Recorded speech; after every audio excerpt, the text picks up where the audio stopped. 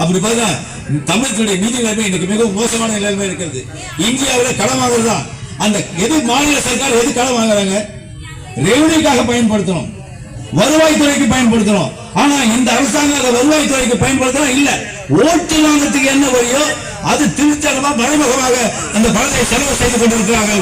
அதனால்தான் இன்னைக்கு திவாலாகிற நிலைமையில இன்றைக்கு அரசாங்கம் இருக்கிறது என்பதை சிலத்தை சுட்டிக்காட்ட கடமைப்படுகிறது. அது மட்டும் இல்ல, இன்னைக்கு கூட 40,000 கோடி கடன் 50,000 கோடி கடன் எழுதி கேட்டிருக்காங்க.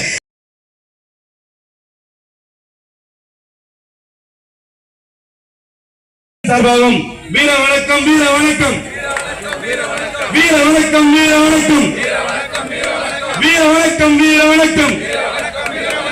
தமிழுக்காக தமிழ் நீத்த